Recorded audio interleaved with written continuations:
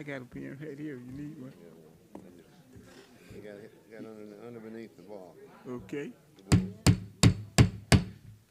Good afternoon, everyone. I'd like to call our planning commission to order. Mr. Stephen, if you will, would you please call roll? Mr. McKinney, call roll, please. Mayor Gillespie. Councilor Chambers. Chairman Gardner. Here. Vice Chairman Daniel. Here. Fire Marshal Craig. Ms. Carpenter. Mr. Hayden. Here. Mr. Muggs. Thank you very much. Let it be known that we do have a quorum. The minutes from December 19, 2024, Mr. Scott, do you have anything? All right. And what we have now is a preliminary plat. This is old business, and it's the East Memorial Baptist Church Plat 1. Location is 1779 Fairview Avenue. Owner is East Memorial Baptist Church. Representative is Jarvis and Associates. And this is a public hearing.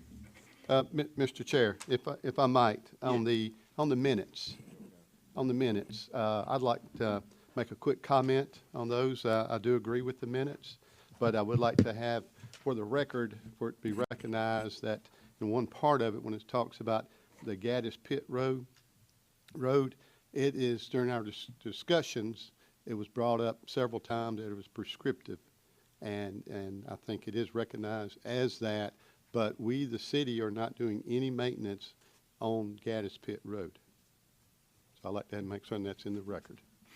And with Okay. that said, I'd like to make a motion to accept the minutes. All right. Do I hear a second? Second. Any further comment? All in favor, let it be known by raising your right hand. All opposed, like sign. Motion carries. All right. Here we have the Jarvis and Associates preliminary plat, East Memorial Baptist Church. There's an aerial view of it, just off of Fairview Avenue. It is zoned for B2. And here is a rendering of the preliminary plat. They want to subdivide it into 4 lots.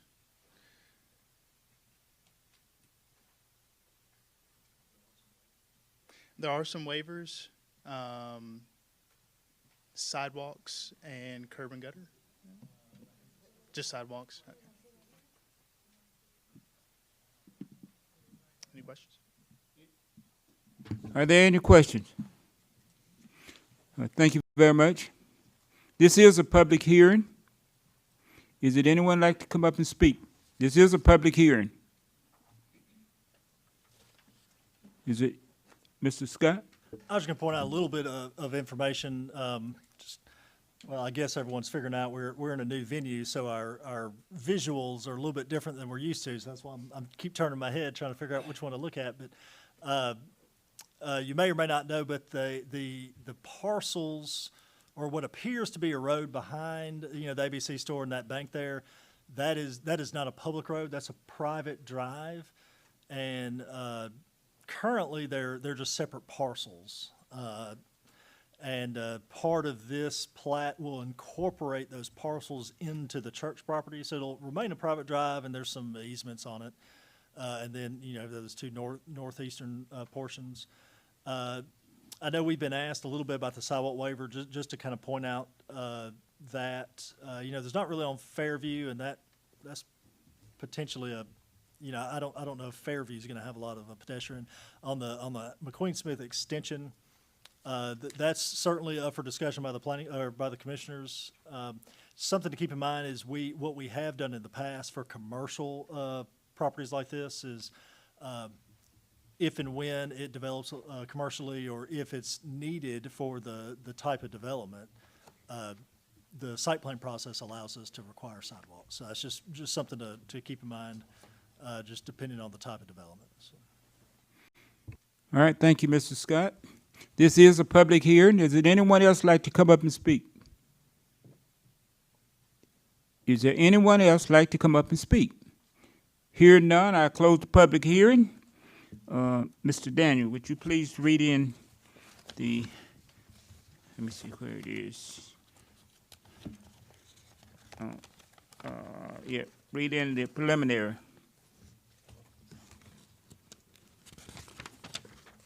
Yes.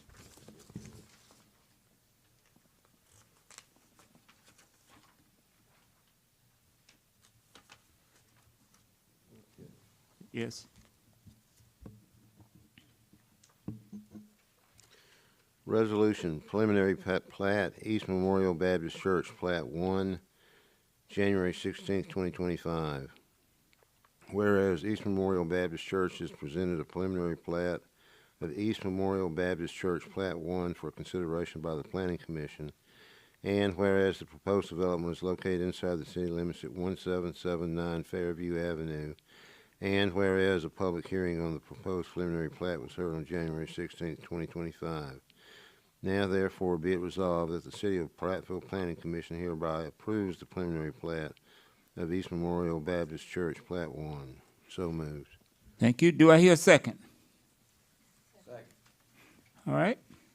Any further discussion? All right.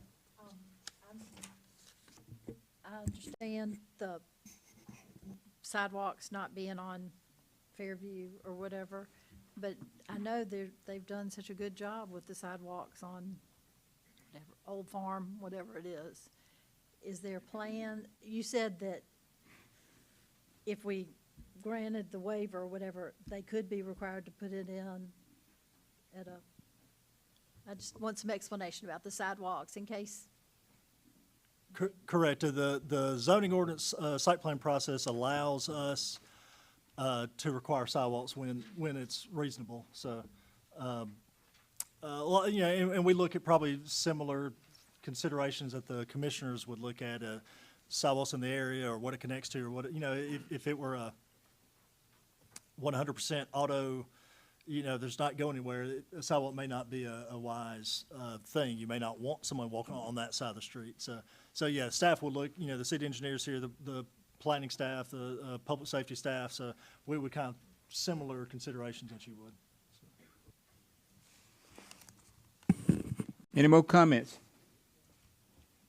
Yes, sir. I do have a question for our city planner over there. In the one written request here, it does talk about the setbacks, the sidewalks, curb and gutter, and contours. What, tell me the importance of the reason for the setbacks and the contours, or is that? Well, so Or we what, just really on the what, sidewalk? so the contours, that's just a standard requirement for preliminary plats. A lot of times, they're not really necessary based on the type of development. So like the residential you can see, it's got contours on it, because those are all individual lots, and we're looking at all the stormwater considerations.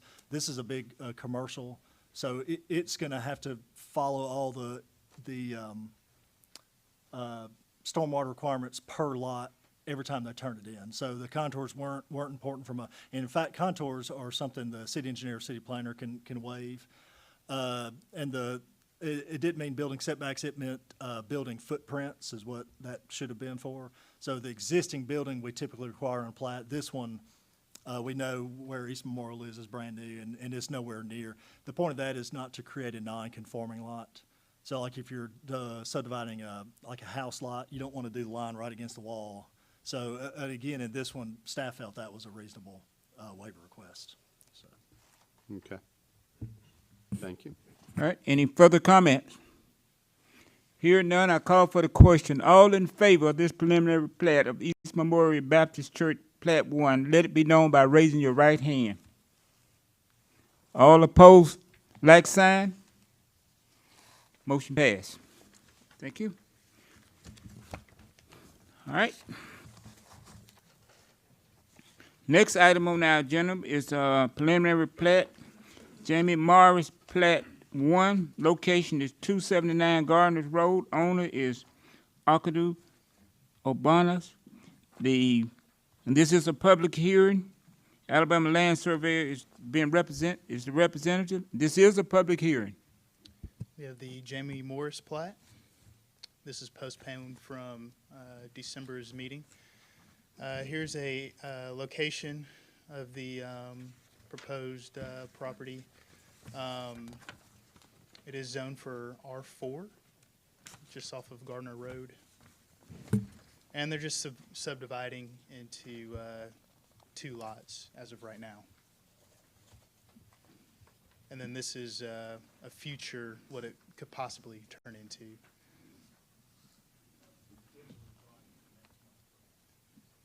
Potentially applying next month.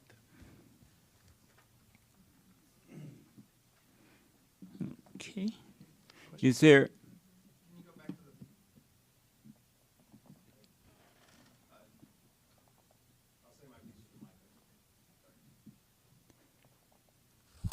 Any questions? are there any questions? All right. Thank you. And this is a public hearing. Is it anyone like to come up and speak?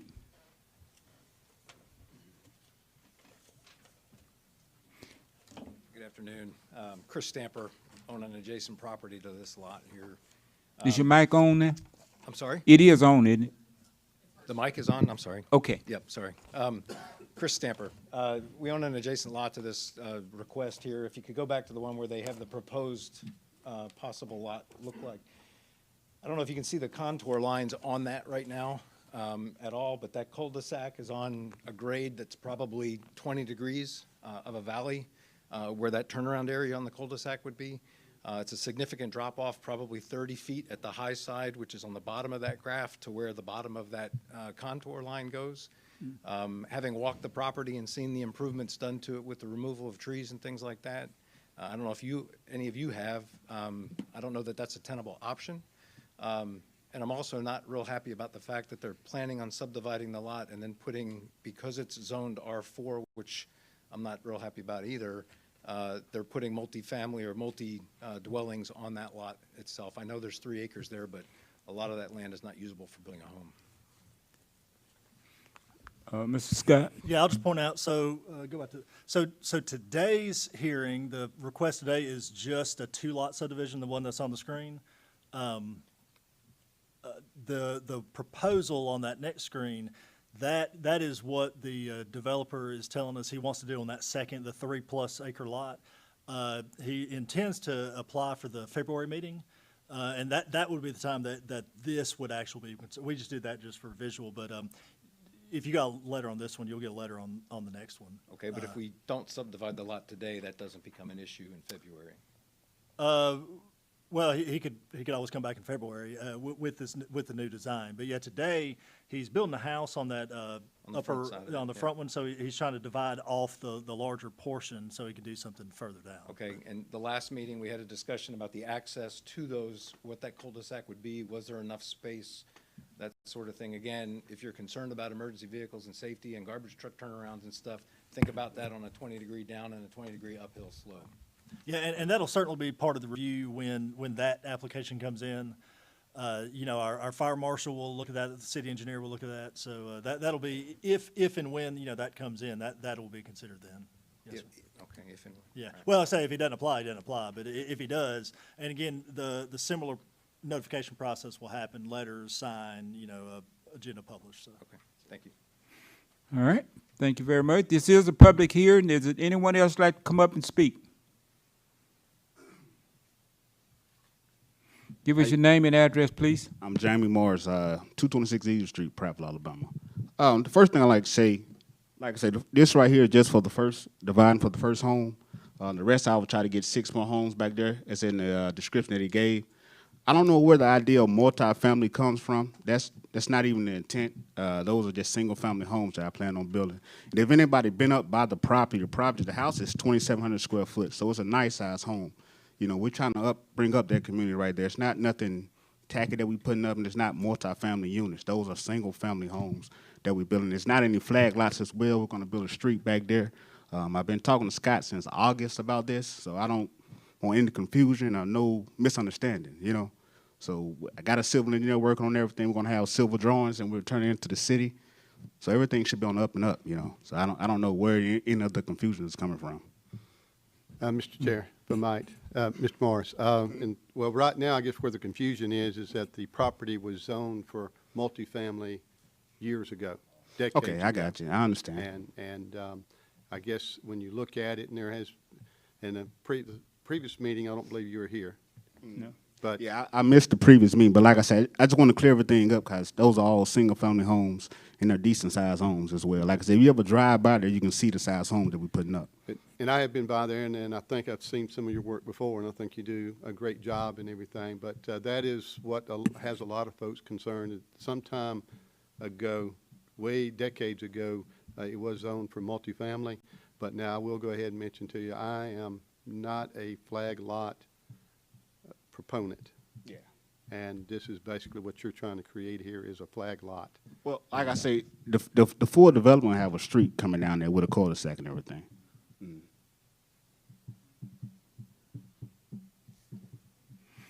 Okay. Any question for Mr. Morris? All right.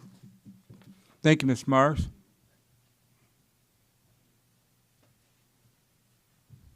Again, Chris Stamper, I just want to make clear that the lot currently as it stands is a single-family home on a 3.5 acre or whatever lot.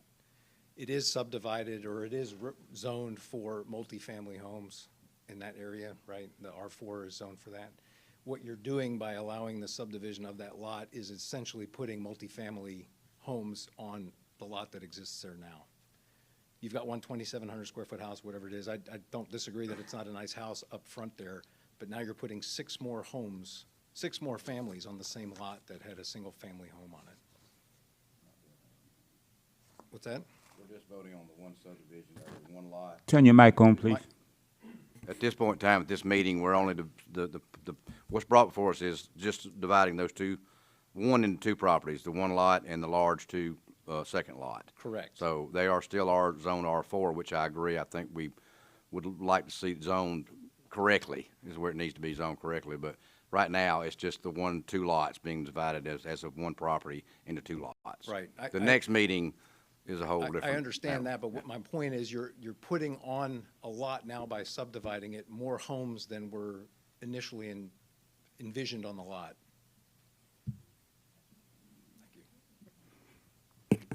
Any further comment? Anyone else? I have a question. Turn your mic on. I'm just curious as to why aren't we doing this all at one time, Scott, rather than piecemealing it? Mr. Morris, why are we doing this all now rather than waiting until next month when you're ready for the entire plan? Come up to the mic, Mr. Morris. Well, like I said, I've been dealing with Scott since August, so we was trying to make sure everything would work out for me to be able to get the rest of the homes in the back, and my engineer was working on everything with the street. So we decided to go ahead and get everything subdivided for the first house so we can go and get something up. And then once we get everything, our drawings and stuff, we will roll back to the back is what you all allow us to do, if that makes any sense. Because I know I had to go through the zoning commission, try to get everything developed for the other few lots. Well, you're planning on bringing it back in next month. Yes. Okay, thank you. All right. This is a public hearing. Is it anyone else like to come up and speak? Is it anyone else like to come up and speak?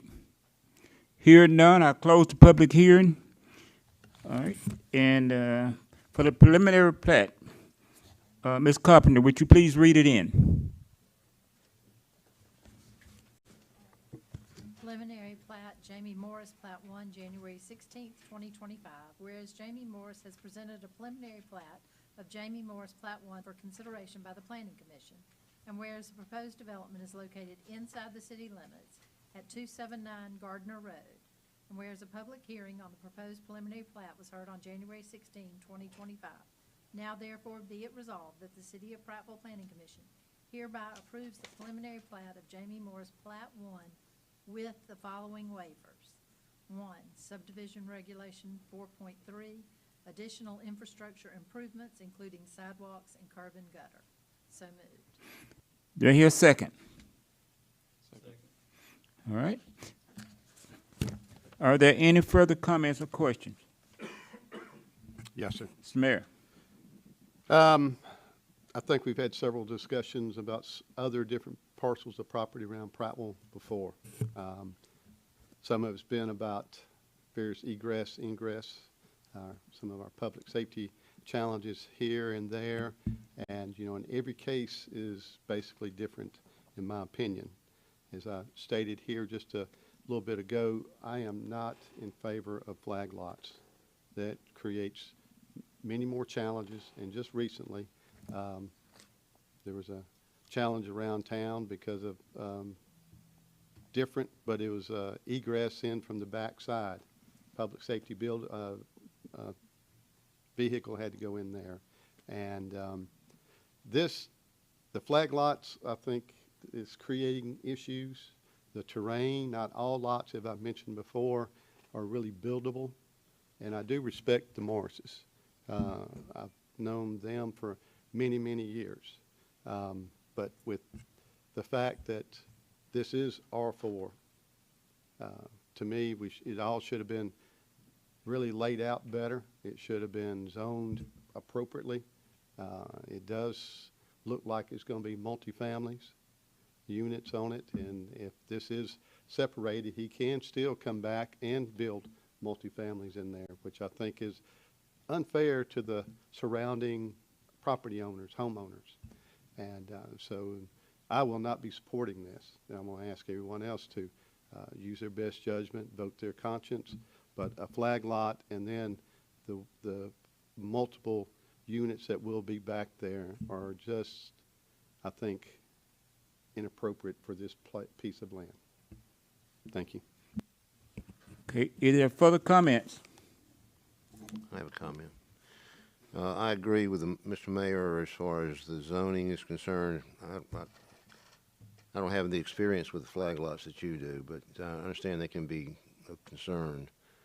But it's my belief that if we're going to entertain subdividing this, it needs to be done at one time with a complete plan and a rezoning of this R4 property to a reasonable zoning, and not do it today, that we defer this until next month. All right, Mr. Scott, would you like to explain just a little bit of this in detail so everyone can understand exactly what's going on?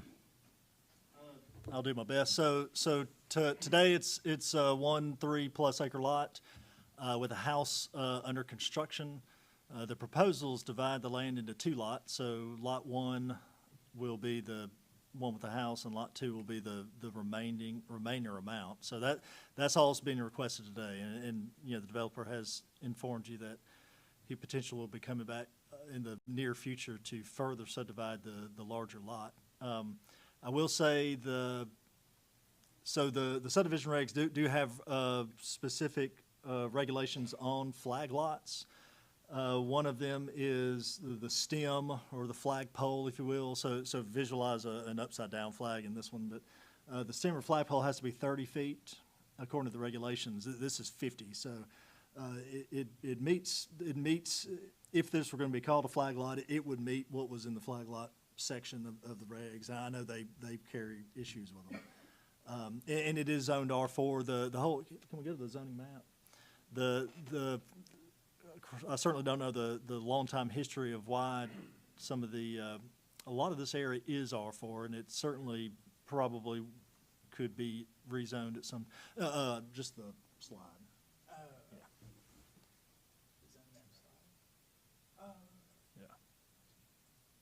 Yeah, that one. Yeah, so that brown color is R4, and as you can see, it's a school and pretty much everything else is single family, and including, you know, like that Austin Valley, that's really large single-family lots, and half of those are R4. So I don't know the history there. But, yeah, the zoning is a little unusual in this area. But I will say the zoning ordinance requirements for, like, a true multifamily, like 5 or plus units, there's a lot of open space and amenities and everything. So I don't know if it'd be practical for the developer to do a true multifamily. Probably duplex, triplex would be, you know, feasible using that zoning and that size lot. But I don't feel like a true apartment complex would probably even be feasible on the size and shape of that land. So. All right, thank you, Mr. Scott. Is there any further comment? Eric McGreevy, 380 Austin Valley Drive. I'm right next door to Mr. Stamper. And as a Realtor, I'm concerned about all of us in our neighborhood on Austin Valley Drive. We all have 5-acre lots, and we bought those with the privacy in mind, but now with a couple of us, we're going to be kind of looking right at this potentially 6 more homes that I think are going to be kind of crammed in there, and I'm worried about the real estate value as a Realtor myself. That's my piece. Most of those lots will be almost a half. Please speak in your mic. Most of those lots will be almost a half acre, so they're not necessarily going to be cramped in that area. But like I said, we're trying to work everything out right now, but it's going to be half acre lots, just about. One more thing, Mr. Chair. Mr. Scott, Mr. Stevens, simple majority on this one, or is it, Thank you, sir. So it's a plat, so it'll need 6 affirmative votes. And just another thing to keep in mind is, and this is just Alabama code and case law. So you need 6 affirmative votes to pass. If a subdivision does not get approved, the reasons for disapproval must be in the minutes, in the records of the planning commission. But another little turn that needs to be or just remembered is the courts want those minutes to be approved within 30 days of the decision of this meeting. So I was just checking the calendar. So the February meeting is 35 days away. So in the event plat does not get approved, reasons will need to be, listed in the minutes, and also a special call meeting will need to be held to approve those minutes. So just keep that in mind. Okay. Any further comments? Mr. Chairman, I have a comment. I'd like to make a motion that we defer this until next month, or whenever Mr. Morris can resubmit it, the entire package showing the full extent of the development that he's planning here, and that based on his plan, a commensurate zoning would be sought for the property. Let me further my comments earlier. So kind of backing up, the code says that a decision of the plat must be made within 30 days of the public hearing. So that's started. The clock started on the 30-day thing. Again, the regular February meeting is 35 days away. The developer can agree to the time extension, but if he does not and the planning commission doesn't take some type of action, it would be deemed approved. So you may for what you're asking for, Mr. Daniel, Mr. Morris would just need to agree to that. And if he doesn't, then action would need to take place today. So. You got the mic. Well, I think I've made the motion. Does it need to be put into a different format? yeah, we need Mr. Morris to pretty much Yes. request that it be held. If there's a request, Mr. Morris, if you will, please come up to the mic.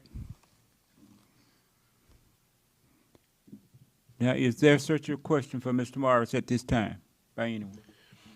Mr. Morris, my attempt at a motion was that we postpone this for another session, for another meeting to be held, when you can deliver the complete package of zoning, the lots, the whole, everything that you're looking to do. What we would ask that you agree to that so that you can have time to prepare your plans completely, and we'll have a sufficient time to review those.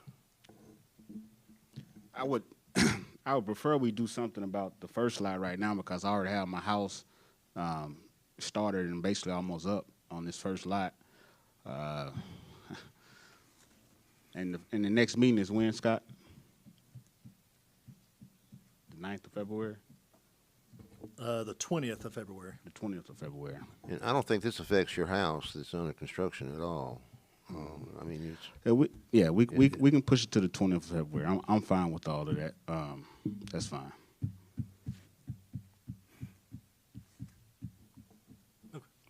I mean, if he's requesting, I don't know if you had to take any specific action because he requested something.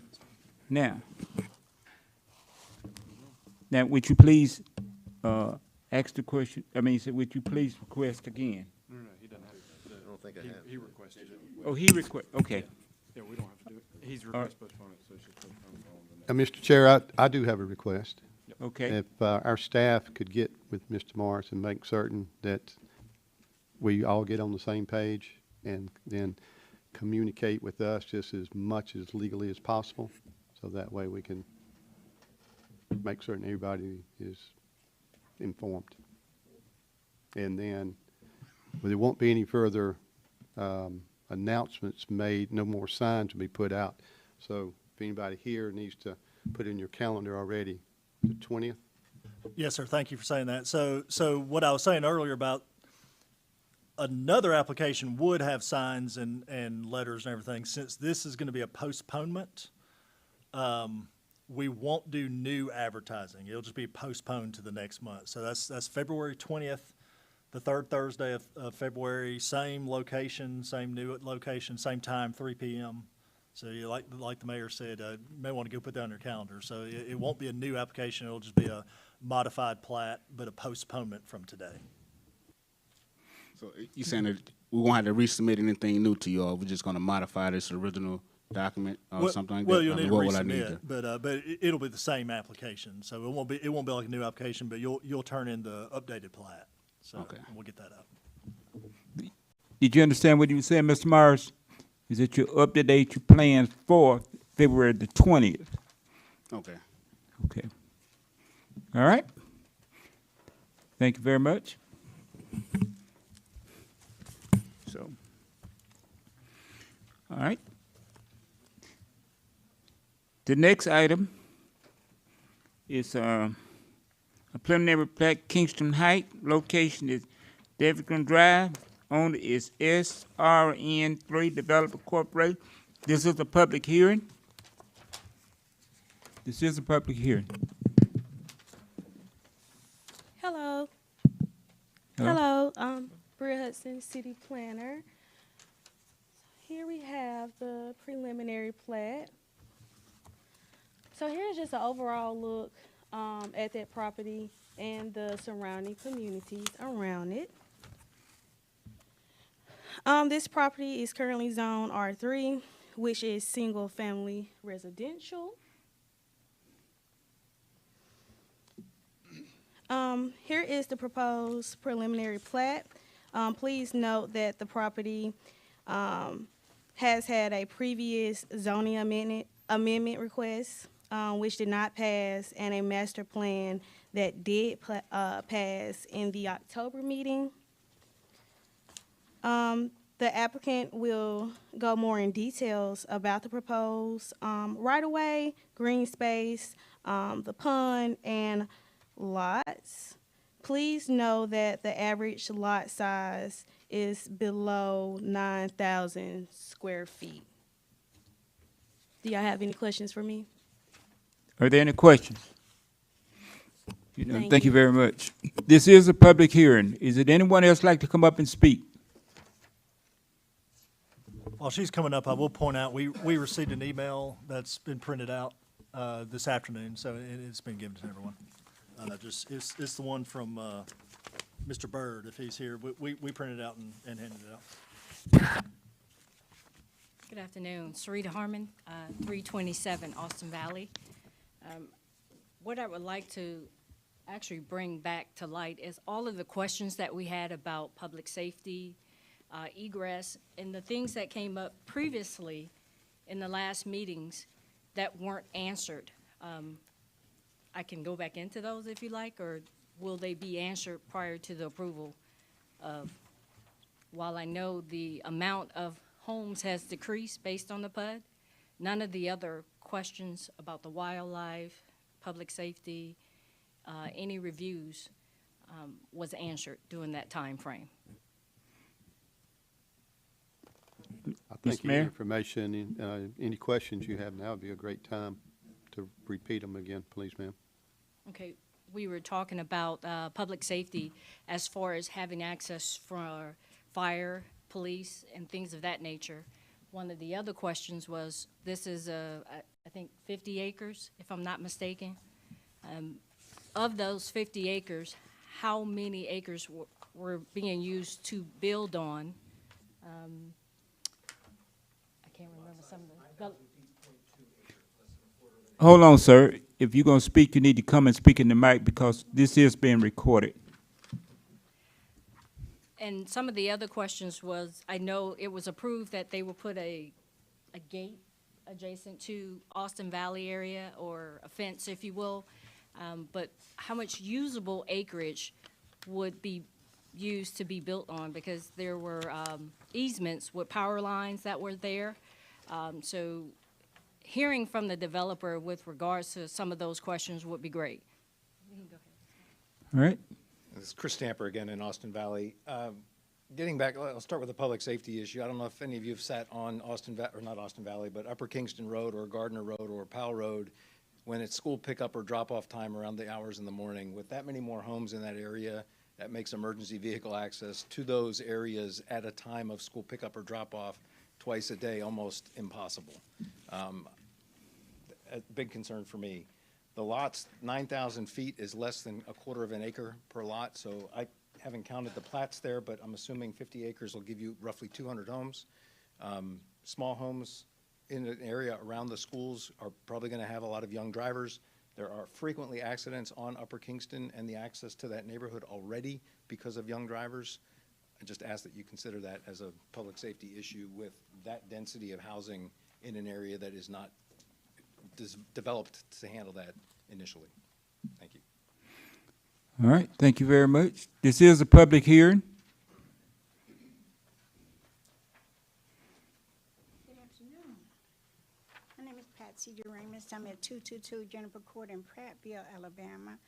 I'm assuming you deem it necessary for me to be here. You sent me a registered letter. I would like to know, I have the plot that's the D Westzone plot. In relation to this building section, I want to know how did that affect me, or I want to know exactly where the plot is. I tried to talk to someone in the other office. They gave me an undirected answer. So I want to know where my plot is and how will it affect the planning of this area. So if someone could get with me, Ruby, you can do that if you like. Thank you. Thank you. Mr. Scott? Ma'am, if you'll hang out a little bit after the meeting, one of the staff here will be glad to talk to you. I'm Pete Taylor here in Prattville, 391 Austin Valley. This plot is gonna bump up against the rear of my property. And, what I wanted to know is where are the entrances? Because this is the first time that I've really, where's the entrances for this, property? And, I'm concerned with the wildlife. I have a lot of wildlife to be on my property, and I sort of, if you, if you remove all of that foliage, all of those woods, that wildlife's not gonna have anywhere to go. And they're gonna be all on our property down here. Yeah. And I was just wondering, just where in the world are you gonna have entrances and exits for this plat, for this whole neighborhood of 200 houses? So that was one of my questions. And you sort of need to have something left for the wildlife. Other than that, and the lots are small. It's going to be a whole lot more traffic. So you need some kind of execution of some kind of entrance and exit ways. And that's I go up and down there. My wife goes up and down there all the time off Upper Kingston. So that's my concern. All right, thank you very much. Haley Staken, 827 Dunvegan Drive. I've been at all the commission meetings. I attended the council meeting where all the council members voted no to this. The issue still stands of, even though it is less houses, it's still more than it's needed in that neighborhood. And even though on paper it looks fine, but if you actually come out to the neighborhood, you'd see how hard it would be to put that many more houses and all that traffic in there. In Tony Bird's email, on the back, there are pictures that he had sent showing dangerous areas where cars have to park on the road, especially in a blind curve on Live Oak. There has been an accident already of a hit and run on Live Oak because we have to park our vehicles there. Personally, we have 4 vehicles in my family. We have 3 drivers. Almost all the houses do have 2 or more vehicles per household, and we don't have the driveway space, so everybody does have to park on the road. So there's that issue. The other issue is there's 5 school buses that come through here. My kids do ride one of the buses. The bus is packed with kids that get on and off, and there is no speed bumps. There is no speed limit signs there. People do come and cut through from Upper Kingston to Court Street, Carver Street area. So that has been a safety issue there. I have called it in. I've called in to the city ordinance just a couple weeks ago about the cars that are parked on Live Oak in the blind curve that has caused some issues. It was supposed to be looked into. The other thing is that there is no sidewalks on Live Oak. There's one on the, I think it's like the west side. Yes, west side there's a sidewalk, but once you get over that, there are no sidewalks going down to Carver Street. There's no sidewalks on Howard Street. And then the fact that these cars going in and out of these exits, this is not a major road. These are little side streets. And then to get from these houses over to Martin Luther King Jr. Drive to come into town, now you're putting more traffic on those side streets, 6th Street, 8th Street, 7th Street, all of those as well.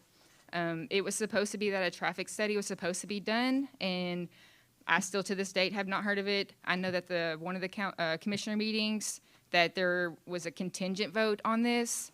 I believe, and I may be mistaken, but the developer denied doing that. The city engineer had actually come up and talked about the traffic coming through there, and even in the council meeting that there was still no traffic study done. That's it. Thanks. All right, thank you very much. This is a public hearing. Does anyone else like to come up and speak? Mr. Chairman, while Mr. Estes is coming up, I'll point out, one of the gentlemen was asking about the access points. So on the map, on the plat on the screen, do keep in mind north is to your left. So the 2 proposed connections on the south side, on the right side of the screen, are Dunvegan and Portree. And there's another one on the northeast side, or the top side of this map, on Carver near Howard. And I will point out, yes, this is the same property and same proposed developer as previously. The last request was a rezoning into a planned unit development and a master plan. This is no rezoning request at all. It's the underlying zoning of R3 and a single-family subdivision plat. So it's a new application. So. Mr. Chair, if I might, and apologize. Yes, sir. On R3, what's the square footage? Does this meet the minimum square footage? Yes, sir. So the zoning ordinance in the R3 zone, it kind of separates, it gives you some choices. What they call a front-loaded or a house that's going to have a garage in the front, the minimum lot size is 8,200 feet. The minimum proposed on this plan is 8,200 feet, so it does meet the minimum. I will point out also, so the zoning ordinance also says, proposed subdivisions of 50 or more lots must provide open space. Well, let me back, so if it's lower than 9,000 square feet average, which this one is, and proposed subdivisions are 50 more lots, which this one is, it must provide 1 or more common open spaces of at least 10% of the area of the development, excluding rights of way and any stormwater detention. And this one is at 15, I believe?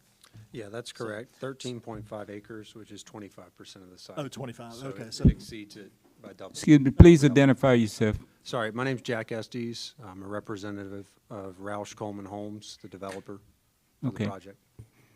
Just wanted to address a few of the questions that have already been stated before they kind of get lost in the shuffle. The first one, there are 142 proposed lots. There are 31 acres out of the 55 total that would be proposed specifically in lots. That's only 57% of the acreage on the site. So to just provide some clarity there. There will be 3 access points. There'll be a connection to Dunvegan Drive, Portree Drive, and then a connection off of Carver Street as well. We've coordinated with the city. We're actually in the process of doing a traffic study. We've hired out a company to do that. I coordinated with the city's engineer, and he gave the green light on the proposed intersections that we've identified to study within the traffic study. All of the results will be shared with the city, and we will coordinate as much as needed during the civil design process to determine any sort of calming measures and address the findings of that traffic study. If there are any other specific questions, happy to answer them as well. Thank you. Is there any question?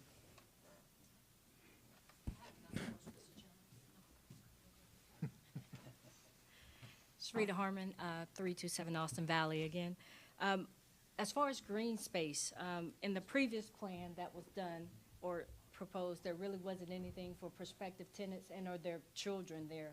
Is there something else that you guys have added in this particular plan or process for that? I'm sorry if you guys didn't hear me as well. So it was the green space question. Based on the last plan, we had asked, would there be more recreational offered for prospective tenants and or children? And I was just wondering if the builder had that particular question.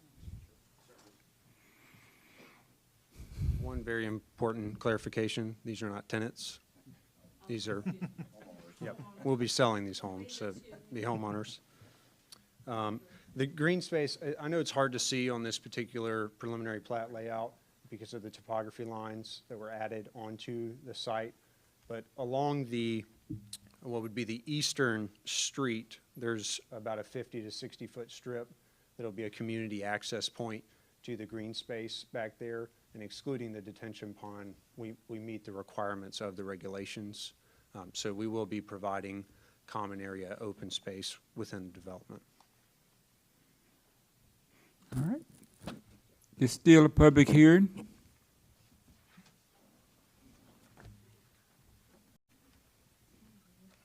Good evening, Rose Brown on Live Oak Drive. My concern is how will this impact the residents that's already living on Live Oak Drive? How close would subdivision be to the back of them? To the existing home that's on Live Oak Drive, the older part? If you will, ma'am, would you take your mask down just a little bit so we can, yeah, just for the moment. Okay. I wanted to know how would this impact the resident that has been living on Live Oak Drive for several years now? How close would this subdivision be to the back of that area? Mr. Scott, do you have an answer? Oh, well, the proposed new roads will connect directly to Dunvegan and Portree, which of course then connect to Live Oak. So, as Mr. Essie stated, they'd be doing a traffic study, so more of the impact may be known, but certainly some of the residents would be utilizing Live Oak to come and go. So. No, I think you're missing the point. Like the houses that are already on Oh, Live how Oak close? Drive, and like you're saying, you're gonna put a subdivision behind those homes. How close is those homes gonna be behind the homes that are already existing there? Right on Live Oak, it may be one or two adjacent. Now, it'll be directly adjacent to the few on Portree and Dunvegan. It's right next to it. So there'll be another house next to the one on the end of Dunvegan and Portree. Okay, like he said that he's gonna put like an entrance, I guess, on Carver Street somewhere? Yes, ma'am. So with that being said, Live Oak and Carver Street is right there together. So how far down will that entrance be from the church that's there? That may give me a better. On Carver? Yes. The proposal today is right about Howard, so So is that close to that church somewhere? I'm not sure if I know which church. There's a, I don't Church of think Christ it or is. something. I'm just trying to get a vision of where you're talking. Well, about. you know where Live Oak runs into Carver? Yeah, I live at the inner Live Oak, so I'm Oh, trying to okay, figure out so where it's that's at. Yeah. about 4 or 5 blocks above there. So if you're heading up toward up north, so it's several So blocks. like the homes that are on the Live Oak side that is facing the back side is facing the Carver Street or whatever. So how close is he gonna come behind those homes that are already there? I mean, are you gonna leave like some property there to, so that the people that's already there will have some privacy rather than merging the subdivisions together? The the design is submitted, there is a pretty good-sized buffer between Carver and to the north, the Austin Valley area, and some to the west toward the Bamboo Park. On the south side, it No, I'm not doesn't. concerned about that side. I'm Oh, concerned okay. about my side over here. Oh, certainly. Mr. Scott, what's the setback on these lots? 30 feet from the property line? So in the R3 zone, so the front setback is 25 feet. The rear setback is 30 feet, and then the sides are going to be like 7 and 7. So the rear yard of these houses will be at least 30 feet deep. I guess my thing is that you should leave some privacy for the people that are already there. You should respect those people and leave a, don't put somebody just directly in the back of them. Because, people's been on that side for a long time. Right. And there What- has been no one in the back of the people except for the forest or whatever. Yes, ma'am. So my thing is that you should leave some of those trees there, or maybe put up some privacy fence so that those neighborhoods are not merging in together. Because we haven't had any issues in our neighborhoods, and we don't know what type of homes or what type of crowd those homes may draw. Yes, ma'am. On so you're on Live Oak and Carver, you're on that side? Yes. There is can we go back to again, it's hard to see you're on that northeast side, the upper right side of the map. There is a pretty significant distance between the houses that front on Live Oak and the end of that cul-de-sac. In fact, I think it's someone else's. The Whetstone property is between the Live Oak and the end of this proposed property. Yeah, because I'm just trying to ensure that there's some space back there rather than you putting houses right back there up on top of people that's already been there. Yes, And we ma'am. don't know what type of people will be behind On that us. far end of Live Oak, yeah, there's like I said, there's I don't know, probably And then if over you put 100 an feet. entrance right there, that is going to draw a lot of, traffic or whatever. Yes, ma'am. Because you're putting an interest for that new subdivision that you're proposing to put there right next door. So that is going to be some issues. There will certainly be more cars because of this. Yes, ma'am. Yeah, it's different types of people as well. All right, thank you. Thank you very much. It's still a public hearing.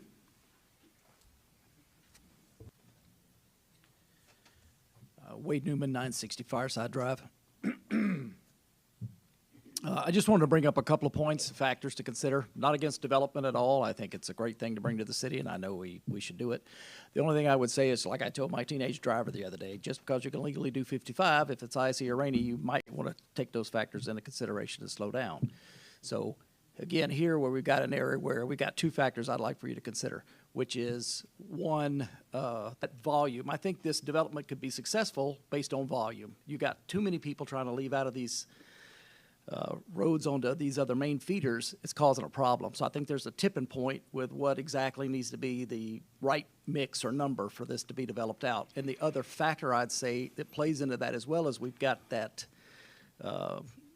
bamboo forest right there. And just like was mentioned earlier, even though it may not impact that specific bamboo forest, everything around that is also supporting it as well. And that's kind of like one of our little gems we have in the community here. So, while it may work normally somewhere, in this particular place, taking into consideration the factors around that park and the wildlife specific to it and the other feeder roads that you'd need to be using to access it, I think that there's a volume level that this can support, and we may still be above that. I spoke about it at the Doster Center there when it was brought up before, and even though it's been reduced, I still think we're not where it needs to be at for this particular development there. That's all I wanted to say. All right. Thank you very much. Still a public hearing. Does anyone else like to come up and speak? Good afternoon. Steve Allison, 123 Live Oak Drive. I've been living in that house I'm in now since 2006. When Parker Prescott, the original developer, came through, they proposed doing an expansion into the same area. Now, I can't remember exactly what was the problem, but it had to do with water supply, sewer. One of those two was an issue. There was concern by the city at that time that there wasn't going to be enough water pressure for the homes once it was expanded off into the new area, as well as for the fire hydrants in the existing neighborhood.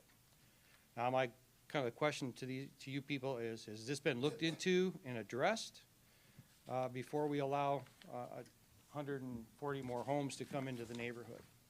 So, and I agree with the other people about the traffic issues.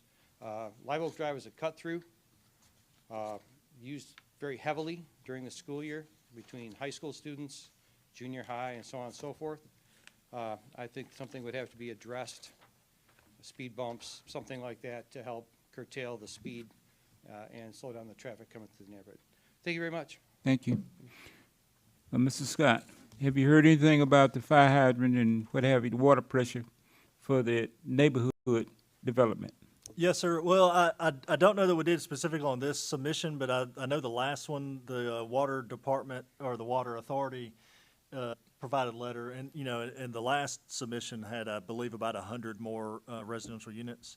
Of course, the fire marshals reviewed it from the fire hydrant standpoint, and they would be adding multiple fire hydrants in here. And then our public works department, which is our sewer department, they've reviewed this as well. So, and they've not raised any concerns for those. All right. Thank you very much. Thomas Davis, 406 Carver Street. I want to know if y'all gonna make the street wider and put some speed bumps in there, cause it's a curl in there and the way people come down through there. And there ain't no sidewalk up there. So that's what I'd like to know about that part there, if y'all gonna put more traffic in that area there. Okay. All right, thank you. All right. Haley Staken, 827 Dunvegan Drive. One of the things that, you know, he said there's a traffic study getting ready to be done or is being worked on. I asked that it be done during school peak hours because that's the biggest issue, as stated before, with the school buses. But, you know, you have the Prattville Junior High and you have the Prattville High School, which is right there. And like someone else has said, Live Oak is a cut-through completely. And so I know a lot of us would like to see that the traffic study be done during the peak hours of school, like in the morning at 8 o'clock and 3 o'clock. All right. Thank you very much. We've hired a third-party professional traffic engineer to perform the traffic studies, so they're going to collect data points at all hours of multiple days. So it will be a thorough assessment. I have no say in how they go about ordaining where and when they'll collect their data, but it will be thorough, and I believe it'll be more than sufficient. Well, how soon would you have that information?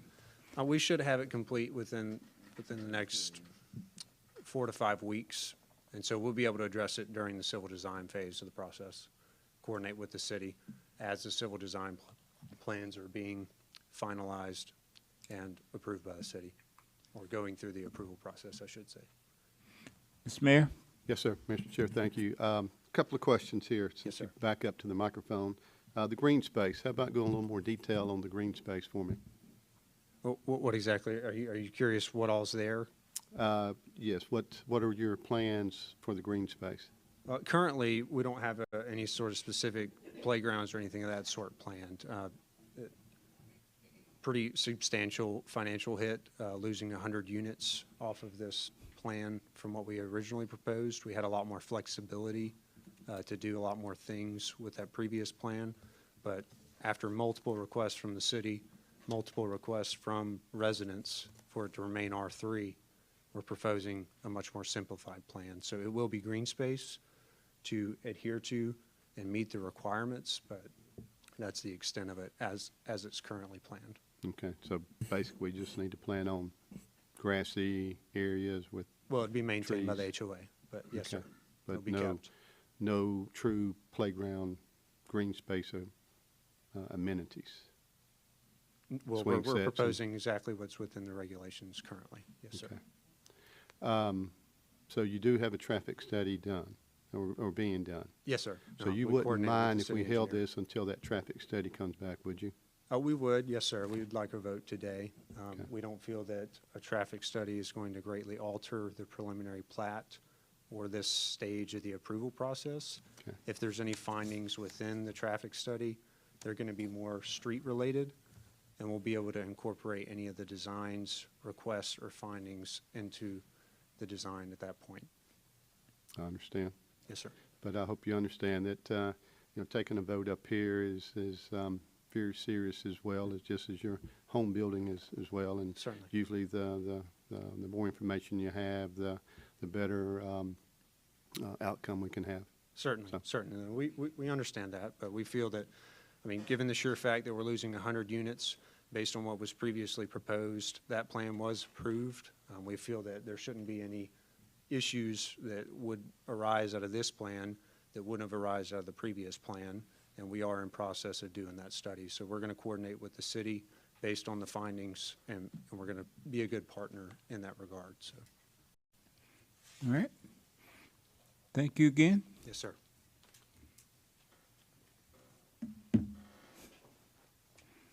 Haley Skid 827 Dun Vega Drive. So just to clarify, they're wanting a vote today, despite the traffic study not being done? Is that what I heard? Yes. Okay. And this is a preliminary. I understand. So, And we're back in the same boat as we were, because it's like deja vu all over. Here we are talking about his traffic study. They're wanting a vote today, and the traffic study still isn't done, but it's talking about being done. And so now we're in the same boat again. And even though they did lower the houses, you're still talking 142 houses, at least 2 cars per house. So it's still a significant amount of vehicles coming up through here with kids in the streets playing. My kids play in the street with their basketball, and and just imagining that many vehicles coming through right where I live. all right. Thank you very much. Eric McGreevy, 380 Austin Valley Drive again. I have a question about the R3. When I Googled it, looks like it could be duplexes as well?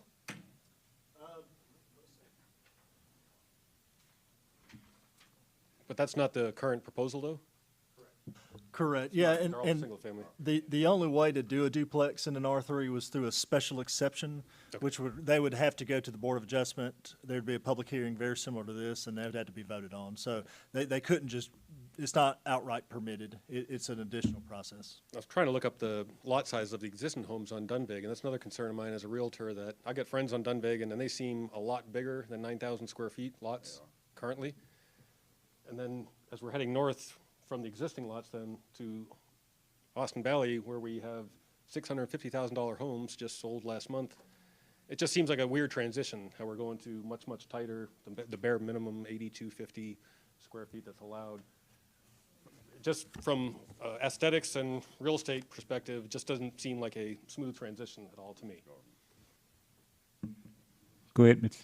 As a realtor myself, that doesn't really affect that any way, form, or fashion, because values are significant to whatever the comparable values are against those properties.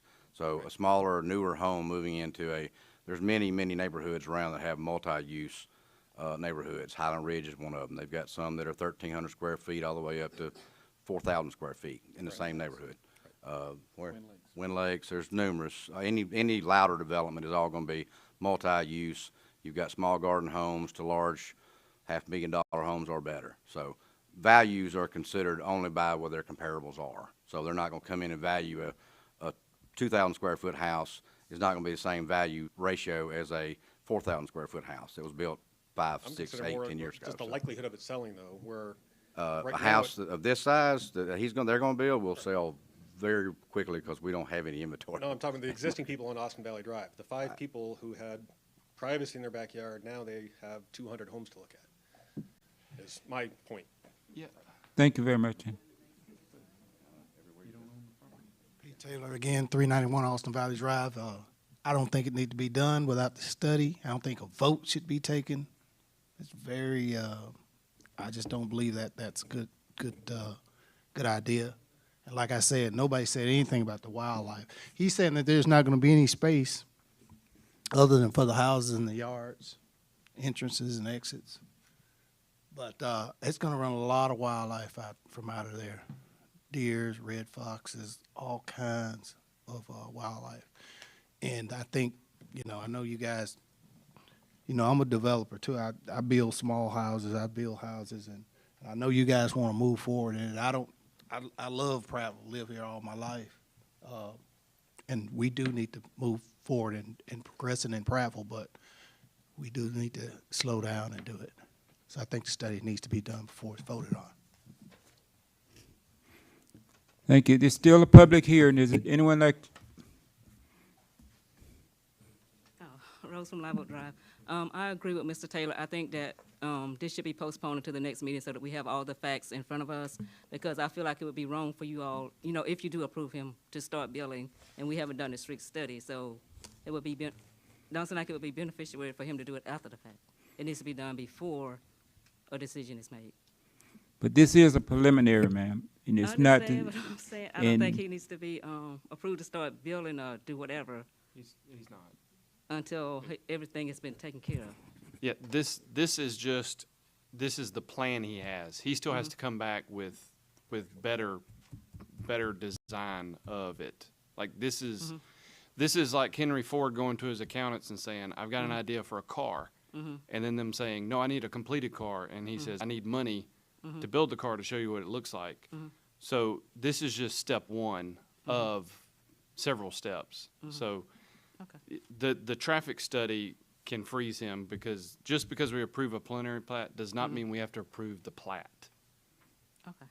All right. Okay. Yep. All right. Thank you. All right.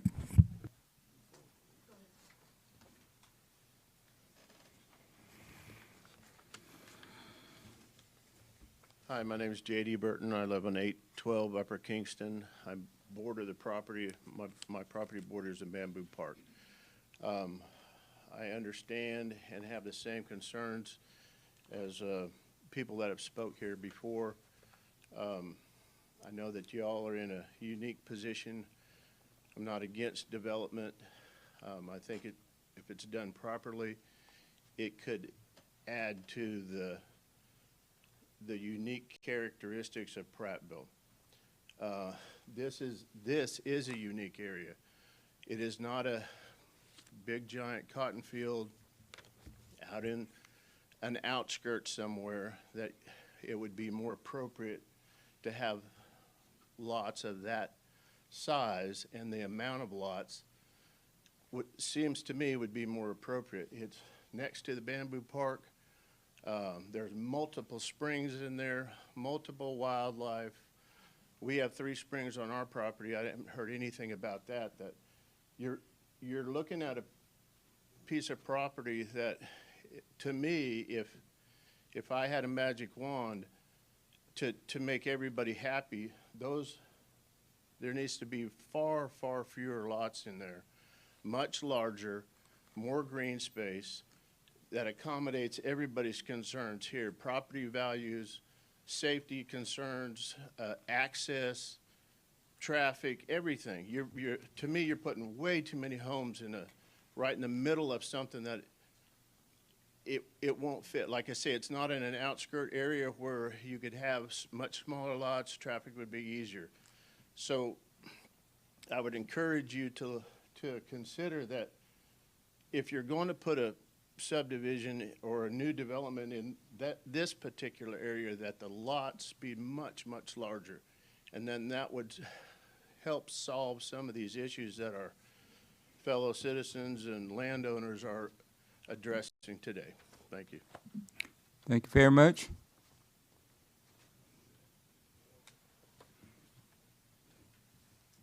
Chris Stamper, and I just want to double down on that. You've got representation here from almost the entire Austin Valley neighborhood, which in and of itself has, what do we have, 8 homes back there? On 50-something acres, okay? That was done intentionally. We bought there intentionally.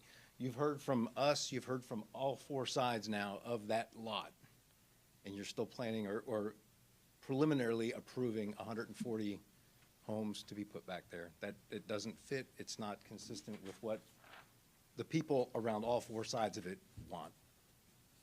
Thank you. All right, thank you very much. This is a public hearing.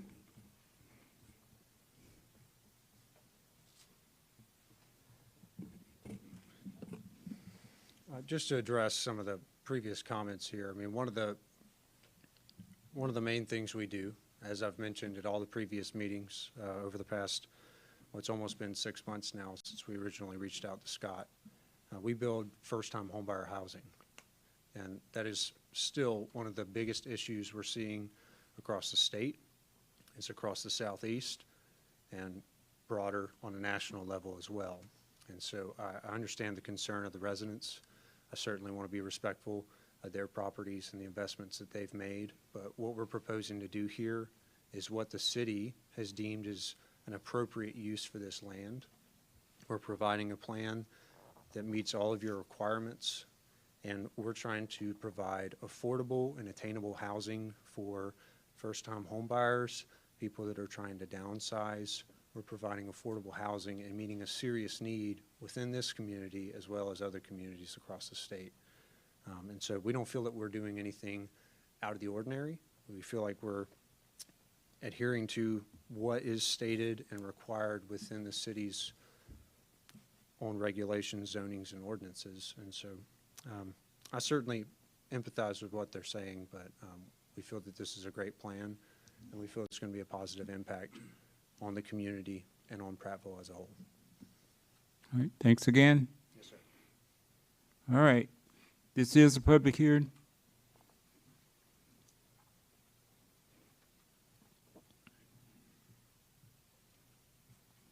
Hi, I'm Lori Welch, 375 Austin Valley. I live to the north of the proposed building site, and I have resided there for 9 years with my husband and 2 children. And I will share a back property line with the proposed development, 142 new homes. There is a power line easement that goes through that back area. According to the new site plans, we will gain 13 direct backyard neighbors. I can stand here and tell you all the hazards and nuisances that will come without properly dividing the properties with adequate fencing. But I'm sure you can understand the open invitation to hazards and nuisances this will impose. I am requesting an adequate fencing 6 feet in height to be built around the perimeter, the northern perimeter of the development, and any other such areas that deem necessary.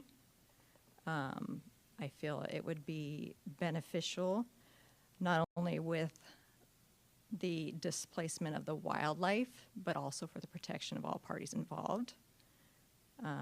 And I also feel strongly about the traffic flow and looking at the information that's generated from the study, possibly installing sidewalks, especially to the areas that will be going to the junior high school, because I can imagine there will be additional children that will be walking to school possibly, or walking home. And without sidewalks, that's a very concern. It's a huge concern for safety.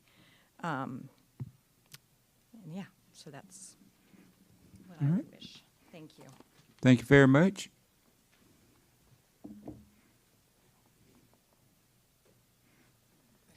She brought up an interesting point about the power lines that's behind our property. There's a large power line that's running across that from one end to the other.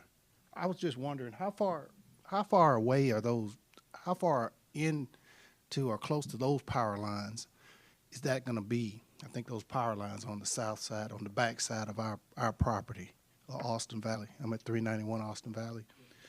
So you got a large property line running. Are those going to be near that large? It's a huge power line that's running down there. Are they going to? They're going to intercede on those, or? As drawn, there is a buffer between the proposed lots, and I believe it does run on that north side or kind of behind you. Because they clean that off, so they're going to be behind that power line. They're going to be on the other side of that power line, or I believe so, and yeah, the are they going to developer, but intercede with that power line? You know which one I'm talking about. That's on. We can't encroach on you. Wait a minute. It's going to be away from that. Mr. Taylor, y'all need to speak to our commissioners now. Okay, so it's going to be an easement between housing area and the power line that's running Yes, sir. across I believe it's an existing easement, and I really doubt they'd allow them to encroach, so. All right. Sorry, I'll address that in the mic. Yeah, there is an existing power line easement. We will not be allowed, to encroach into the easement. There's also going to be what looks to be roughly, I haven't measured it exactly, but roughly 20 feet of what will be a landscape buffer of sorts behind the lots between us and the power line easement. So we'll create kind of a natural separation between this development and anything to the north, which will be the Austin Valley community. And there was several statements about wild game. Have y'all gave that any consideration? Well, we're doing wildlife. Right, we're doing a phase 1 ESA study, which is an environmental study, and so we will address that within the study. Yes, sir. And then you got, this But is it will- Fountain City, and we are talking about you got water throughout the city and got low-lying areas. Yes, sir. So you have to be extremely careful about that too. In some properties, you really can't penetrate because of the state law. So please take a good look at that before some areas you can't build on because Sure. of state law. Yes, sir, certainly. We've assessed the site for wetlands and things of that nature, and we've not found any. But if anything of that nature comes up as we get further into it, we'll address it. Okay? Yes, sir. All right. Public hearing, is there anyone else? Richard Howard, we live at 998 Upper Kingston Road, which we're on the north end of the bamboo forest. There's I think a spring-fed creek that runs year-round and goes down along the west side, the bottom of this, and that's, a lot of wildlife gets their water there. Where we live, I've had somebody hit a deer in front of the house because the speed limit isn't adhered to very well. I had a teenager from the high school slide their car sideways through my yard, upside down, knocked down the telephone pole. Thank God she was okay. But all that adds into what everybody else is saying. And the wildlife, where are they going to go? They're going to be crossing this road more, and nobody's going to be slowing down on this road. There's going to be more traffic, going fast, and so that's really all I got to say about it. Thank you. All right, thank you. It's a public hearing. Yes, ma'am. Sarita Harmon, 372 Austin Valley. I just wanted to reiterate, I heard the builder discuss or talk about some of the things they were putting in place, but I wanted to make sure that it was discussed for this plan that applicable fencing, I know one of my neighbors mentioned it, but I didn't hear him agree to it or say that's something they will be looking into. So I was just trying to make sure that that was something that was in their purview. Thank you. Dick.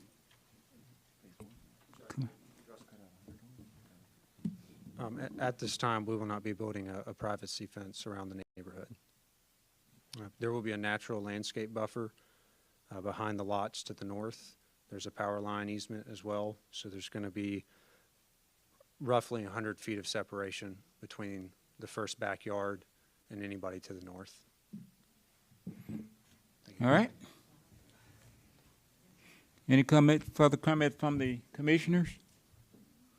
Oh, public hearing, ma'am? Brenda Coon, that's C-O-O-N-E, if you're recording that. Please put my E on it, 387 Austin Valley. I have a question. The builder said that there's going to be a natural buffer, and our issue is, there's another slide, the one that shows our lots. That one. So we are, that looks different. We are, can I walk over there? Yes. Okay, will you be my pointer? Okay, that's my yard, okay? And then the lot, and then I have a lot, my husband and I have a lot next to it. So when they start mowing down, whatever's back there is coming to me, right? And I heard him say natural buffer. So in my head, that meant maybe they're not gonna cut all the woods, but so that's my first question for the builder. And then my second question is, what does that really mean? Because if you cut any of them, wildlife isn't gonna say, oh, well, they left me this little spot. So I'm just gonna congregate here and not go in their yard. See, because that is our biggest problem. First of all, there are too many houses when you look at what we have invested in. If you came down Austin Valley and you saw our homes, you would understand why we have a really big problem with this, because we bought those properties and we built the homes we built because we loved having the privacy.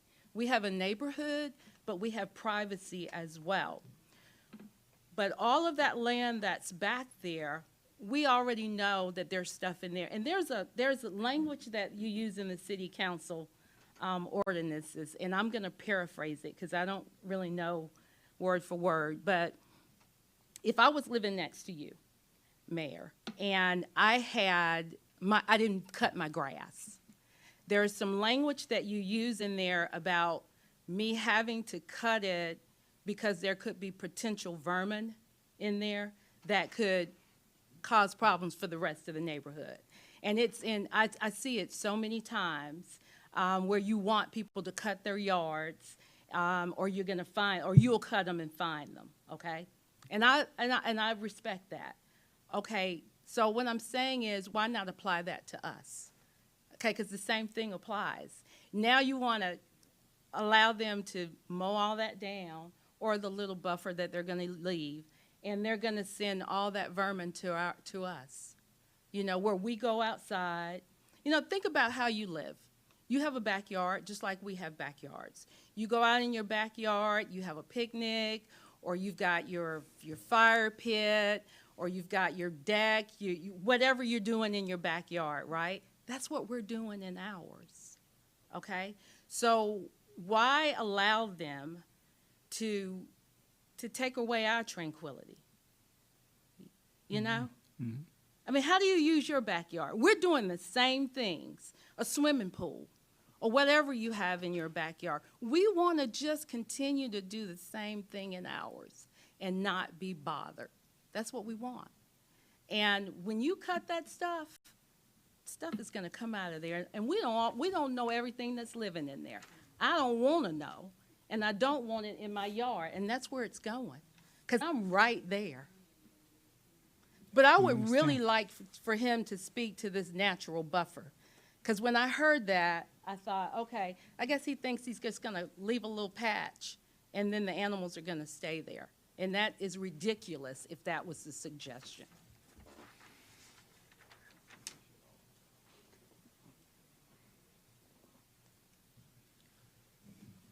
I apologize for any confusion on the comment regarding the buffer. The buffer is more so just a visual screen. It is not intended to host all the wildlife of the site. What we're proposing is to develop a neighborhood for new residents of Prattville. And so our hope is that families will be enjoying these backyards, these homes, making their own memories, and we will not be encroaching upon any neighboring properties in any fashion. All right. Thank you. Still a public hearing. J.D. Burton, 812 Upper Kingston. Two things that I'd like to address. As far as the wildlife goes, we bordered the bamboo park. I can guarantee you I have pictures to show it. We have deer, we have fox, we have raccoons, we got possums, we have everything that makes a crazy noise at night in our yard constantly. So the previous comments are correct. There is a unique ecosystem in there, especially around the bamboo park, especially with all the springs. So like I said earlier, if you're further out in a different area, different piece of property that could be developed with these smaller homes, seems like that'd be more appropriate. In here, and my second point is Live Oak Drive, when they developed it, there's no oaks in there. One of my professions that I did land clearing, and I guarantee you when they do a subdivision, they clear every single piece of vegetation out. It is gone. So there is no buffer. You know, that's a misnomer. What I did do is work for clients that had 5, 10, multiple acres and go in and selectively clear, leave the beautiful oaks, leave it ecosystem for the natural habitat, and then the owner could build a home very similar to what these people are talking about, 5-acre lots, that meets the beauty of wanting to move to Prattville, live in a community, accent the city, especially being this close to downtown. So, again, it seems like if, and I understand what the developer's trying to do. They want to make money. They want to turn a profit. So instead of having 120 or 130 low-value homes, why can't you make 5 or 10-acre lots and sell these for 600, 800,000 and up, and make everybody happy as far as the safety concerns goes, the traffic flow, everything. Still maintaining the ecosystem, which is a star in the cap of Prattville. And then look at areas outside. I understand, especially developing land, that there's not a lot of good land left. It's real steep, takes a lot of fill and a lot of effort to do this close in town. But there is a lot of outlying areas that would be more suitable for something that they're proposing there.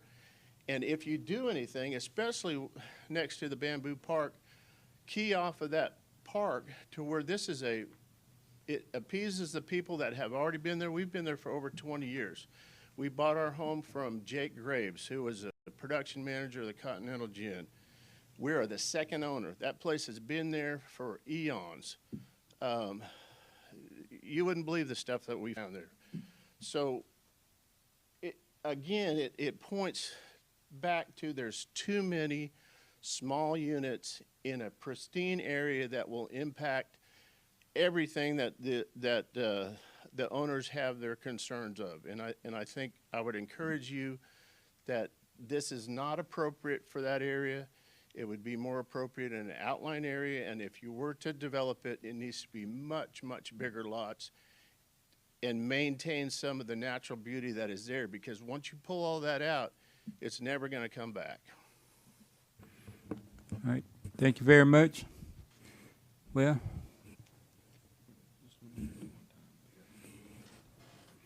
all right. And ma'am, you'll be the last one to speak at this hearing now. Yes, sir. Lori Welch. I recall, and I don't know if it was the October or November meeting regarding the same development, that a fence was agreed upon, a privacy fence. So I'm just wondering why not now, as well as I don't feel comfortable without a fence. I think a fence needs to be put in place, and the landscape buffer, barrier, whatever you want to call it, will not keep dogs from running out of their yards into our spaces. Domesticated dogs have killed 2 of my pets, and other, people will walk back there. If they don't have the green space, they'll be walking back there, walking their dogs. It doesn't matter, they will just be encroaching, and, not to mention everything else that's going to be coming across. But I just feel a fence is very, very necessary in this case. And I'm wondering, I would like an answer possibly from the developer why that has changed from the October, November meeting.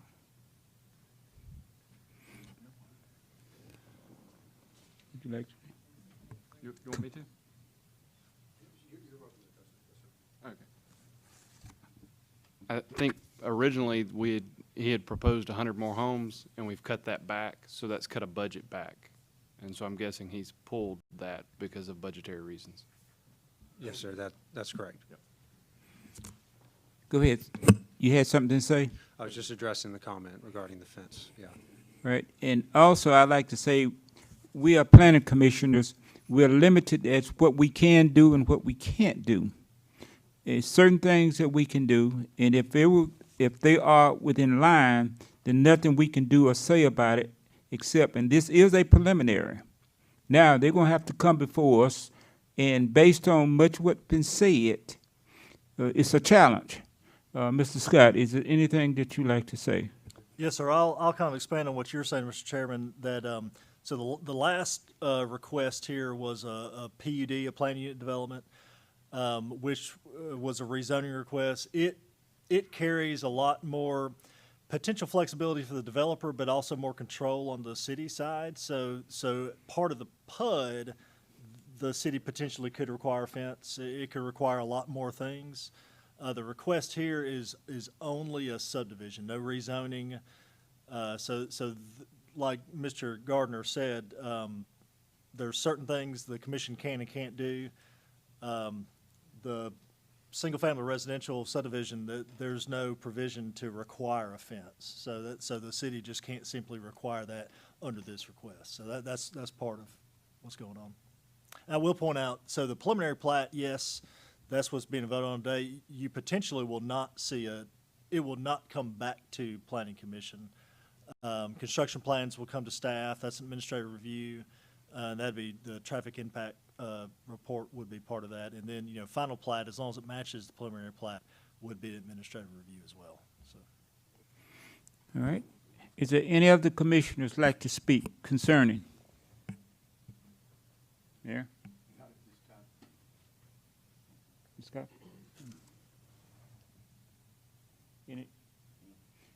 Hearing that, I close the public hearing. Let me see here.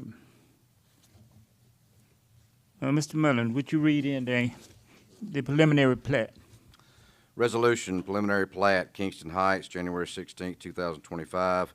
Whereas Birmingham LD LLC has presented a preliminary plat of Kingston Heights for consideration by the Planning Commission, and whereas the proposed development is located inside the city limits, west of Carver Street and north of Dunvegan Drive and Porttree Drive, and whereas a public hearing on the proposed preliminary plat was heard on January 16, 2025, now therefore be resolved that the City of Prattville Planning Commission hereby approves the preliminary plat of Kingston Heights. So moved, Mr. Chair.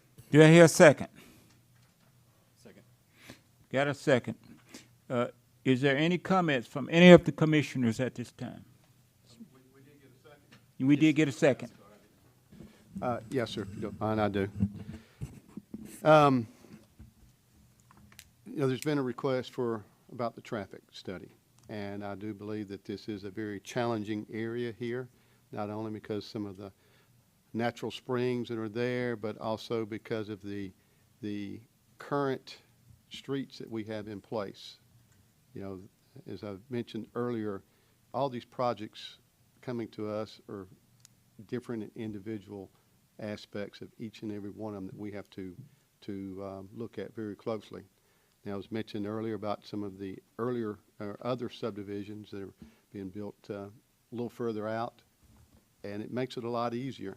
And I hope the developer here recognizes that, because when those developers are developing those subdivisions, they don't have near the resistance as this one has seen, and it's because they're building a lot more new infrastructure to get in and out of that area. This particular area is a very unique challenge, in my opinion.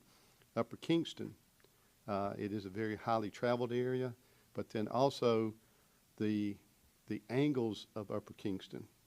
If you notice that, and there's a lot of school traffic, a lot of 16-year-olds, 14-year-olds on motorcycles, that are still learning a lot of their driving skills and capabilities. If Upper Kingston was in this particular area was a straight run, I think it would be pretty much a no-brainer. But right in this area, there's a curve, the hilltop and the line of sight is a big challenge. There are a lot of folks that do walk some of this area, and I wish we could put sidewalks all over Prattville. But some areas there will never be any sidewalks because of terrain or lack of right-of-way or whatever it might happen to be. But I am not I will not support this until I get more information, and I hope the rest of the commission up here will follow my lead on that. Thank you. Is it, any other commissioner would like to speak at this time? All right, Ms. Carpenter, would you pull your mic down just a little bit? To reiterate, we as a planning commission are tied somewhat in that this is zoned and if they meet the zoning.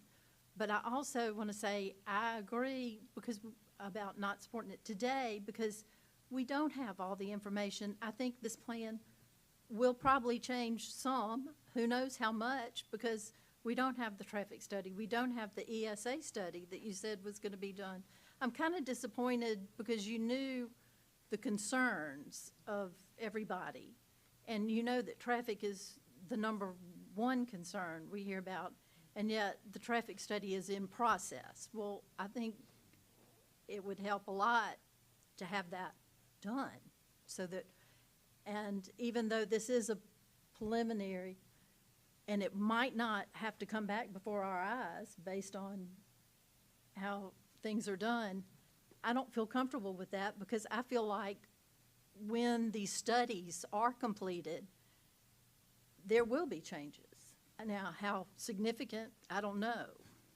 But I also want to say this is a good time to talk about the comprehensive plan that I hope y'all have heard about. When we say we're doing it, this is when we ask for public input. We beg the public to come.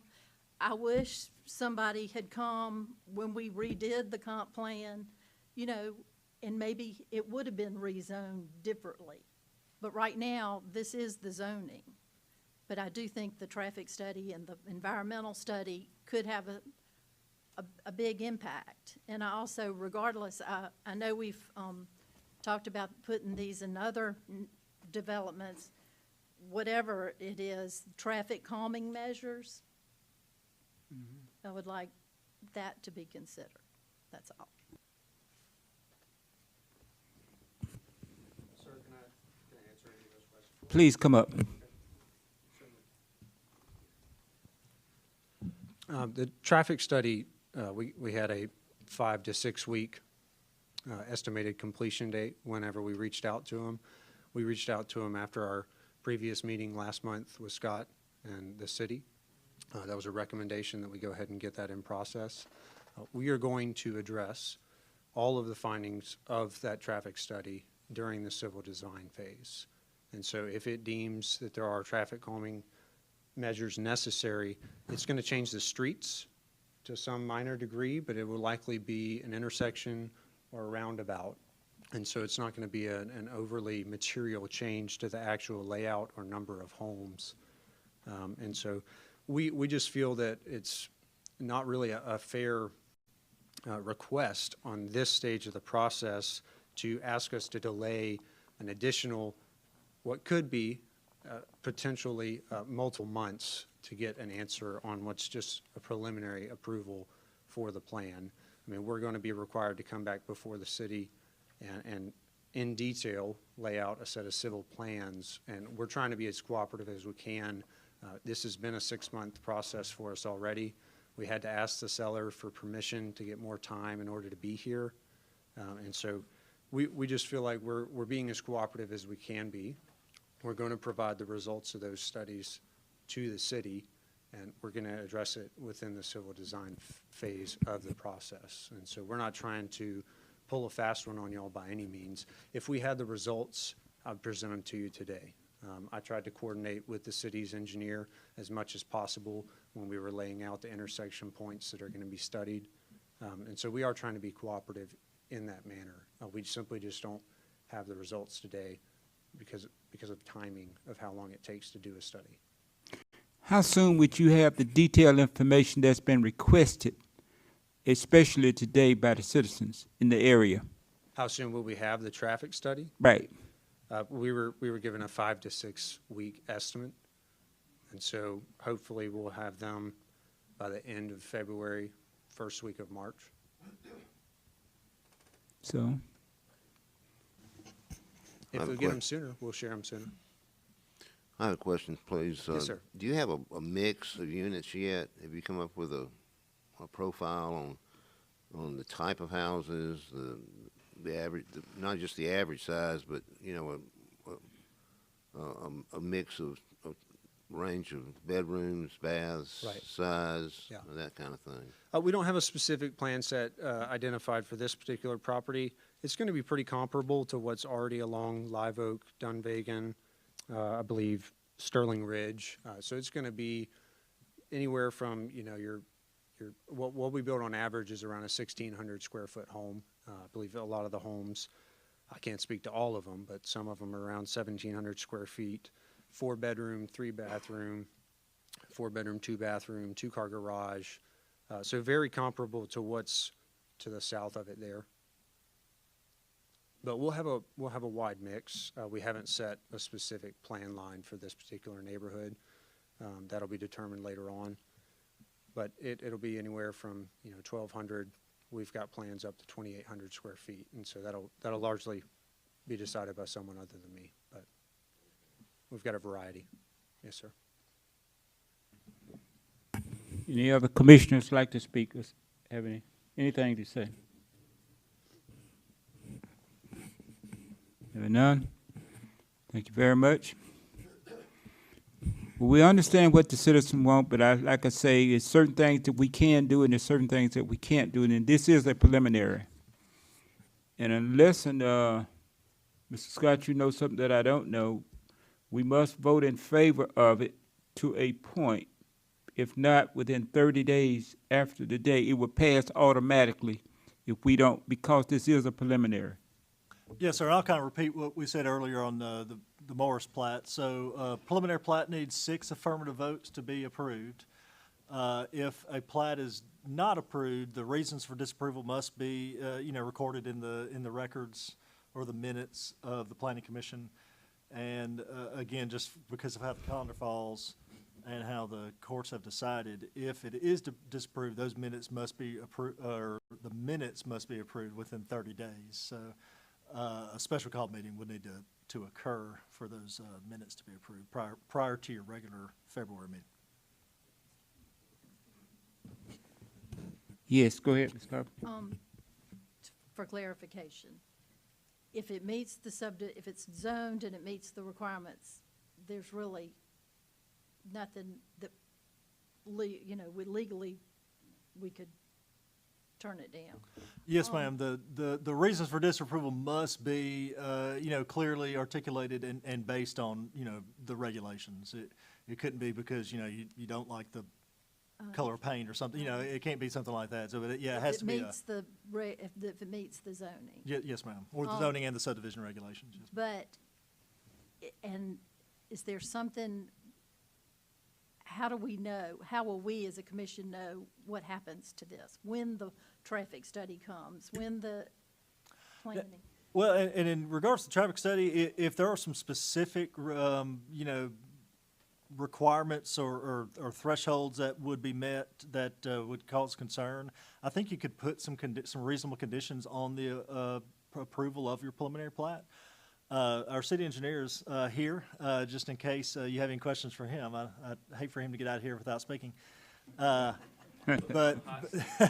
like Mr. Estes said, the traffic study will come in along with construction plans, and staff will review that. And certainly the traffic study would be Mr. Reese here.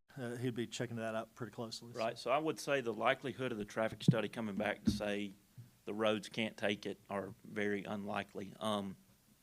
Scott can give a better recommendation on this than I can, but could you do some type of contingency on traffic calming measures to be in place based on the results of that study? What about the ESA study? I mean, he said they were doing a. I don't necessarily deal with that, no ma'am, so I don't know the answer to that question. It's not one of our requirements. Right. We could amend the motion to, how would you state that? And again, Scott may be better at the wording. My recommendation as a city engineer would just be contingent upon providing adequate traffic calming measures as a result and recommendation of the traffic study provided by the developer, as reviewed by the city engineer, city planner, at the time it's presented. I'd like to move that be, to amend the motion to include that wording. Did you get the word in, Mr. Scott? Yes, sir, we got it. To give you my best engineering explanation of a traffic study, just to hopefully clarify, is I like to think about it as a pipe taking water. So say the pipe's this big around. More than likely, right now you've got this much water flowing through the pipe. The water's the traffic, the pipe's the roadway. You know, they're going to add this. As far as the traffic study coming back saying the roadway cannot take the capacity is very unlikely. But I think since that is one of the number one issues and Right. concerns, then Right. I think regardless of what, Right. I think just to have it in Yeah. there. And a traffic study does take into account, you know, peak hour volumes and all that kind of stuff that would be presented in a very detailed traffic study. And that's what we would really be looking for at that time, because until we have that traffic study, it's very difficult to say what recommendations would be recommended for traffic calming measures and that sort of thing. So hopefully that helps explain some of that. And as you heard, wildlife, wild game was brought up. Is there any confrontation about wildlife, wild games within this subdivision? Yes, that you sir. know? I don't necessarily deal with that as a civil engineer, city engineer, so I can't really speak on the standpoint of wildlife and that sort of thing. Okay. All right. Is there anyone else like to speak within the commission? Now, what was your, I offered that the motion be amended to include the wording regarding the traffic study completion. all right, do I hear a second? Second. All right, we call for the vote. All in favor of the amendment, let it be known by raising your right hand. All right, motion passed. Now, the amendment passed. Now we'll vote for the resolution. The preliminary plat, Kingston Heights, January 16, 2025. All in favor of the resolution, the preliminary plat, let it be known by raising your right hand. 2, 3, 4, 5, 6. All right, it passed. Pardon? All opposed. Oh, yeah. And all opposed, let it be known by raising your right hand. So it was, you get the number 6-1. All right? Thank y'all very much. And we'll just see what happens henceforward. But we can only do, as commissioners, we can only do so much as commissioners. And once it leaves here, it goes to the council. Some go to the council and see what happened, but Could we clarify one thing?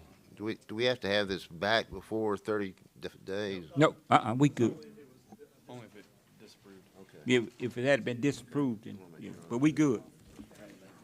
All right, Mr. Mayor, you had something to say in the, Yes, sir. if y'all hold on just a second. Mr. Mayor? Yes, sir. I've mentioned it many Hey, times. would y'all please just hold on just a second? Mr. Mayor has something to say. I've mentioned it many times to the commission up here, how much I appreciate all the hard work and dedication y'all put into serving the community. I also appreciate the staff as well, and for them to come and prepare as much as they do. But not too often have I ever really thanked our city planner, Scott Stevens, because this will be his last planning commission meeting. And so just wanted to wish him well, Godspeed, and just remember the road travels both ways. So come back when you can. Thank you. You can make more minutes and get some overtime in. Thank y'all very much, and meeting's adjourned.